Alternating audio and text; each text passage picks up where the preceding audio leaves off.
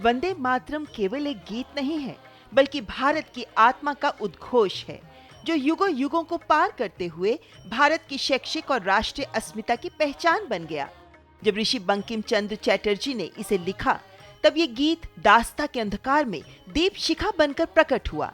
ये वो समय था जब भारत अंग्रेजी सत्ता के अधीन था, आत्मविश्वास टूटा हुआ था और जनता को एक सूत्र में बांधने के लिए किसी चेतना प्रतीक की आवश्यकता थी। और वंदे मातरम उस कालखंड की सांस्कृतिक और राष्ट्रीय एकता का सबसे बड़ा उद्घोष बना।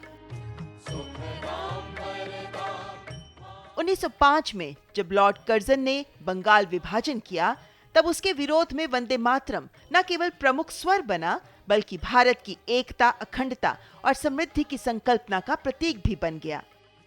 बंगाल विभाजन के विरोध और स्वदेशी आंदोलन के समर्थन में जब 7 अगस्त 1905 को हजारों छात्रों और बंगाल की जनता ने तत्कालीन कलकत्ता में टाउन हॉल की तरफ जुलूस निकाला, तो पूरा वातावरण वंदे मातरम की गूंज से भर गया और सही मायने में ये उसी दिन राष्ट्रीय गीत बन गया, जब बंगाल की जनता और छात्रों ने इसे सड़कों पर गाकर आंदोलन का नेतृत्व किया।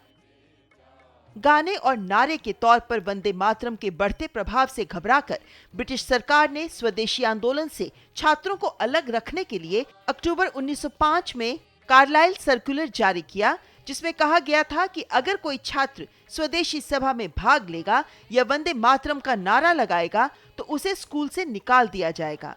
साथ ही स्कूलों, कॉलेजों और शैक्षणिक संस्थानों में वंदे मातरम गाने पर मान्यता रद्द करने की चेतावनी दी गई। यही नहीं, नवंबर 1905 में बंगाल के रंगपुर के एक स्कूल में 200 छात्रों पर 5-5 रुपए का जुर्माना सिर्फ इसलिए लगाया गया क्योंकि उन्होंने वंदे मातरम गाया था। लेकिन ब्रिटिश हुकूमत की तमाम चेतावनी और यातनाओं के बावजूद छात्रों ने जुलूस निकाले और वंदे मातरम का गायन किया। कलकत्ता के स्कूलों और कॉलेजों में पढ़ने वाले छात्रों ने सड़कों पर मार्च किया, जिनके हाथों में तख्तियां थीं और होठों पर वंदे मातरम। अंग्रेजों का दमन जितना बढ़ा, प्रतिरोध की ज्वाला उतनी ही तेज होती गई और वंदे मातरम उतनी ही प्रबलता से स्कूलों, कॉलेजों में लोकप्रिय होता गया। Presidency college, Fort William college, Kashi Vidyapeeth और गुजरात विद्यापीठ जैसे संस्थानों में वंदे मातरम से छात्रों की गोष्ठियों की शुरुआत होती थी। छात्र इस गीत को मनोबल का हथियार बनाकर गाते थे। वहीं स्वतंत्रता संग्राम के दौरान हुए सभी आंदोलनों में वंदे मातरम राष्ट्रीय एकता और सांस्कृतिक पहचान का सशक्त शिखर बनकर उभरा। जब जेल में बंद युवाओं को इन नारों की अनुमति नहीं होती थी, तब वे धीमे स्वर में वंदे मातरम गुनगुनाते थे। स्वतंत्रता के बाद वंदे मातरम स्कूलों, कॉलेजों की प्रार्थनाओं का हिस्सा बना। पाठ्य पुस्तकों में इसके इतिहास को जगह मिली और सांस्कृतिक कार्यक्रमों में ये गीत राष्ट्र निर्माण का प्रतीक बना।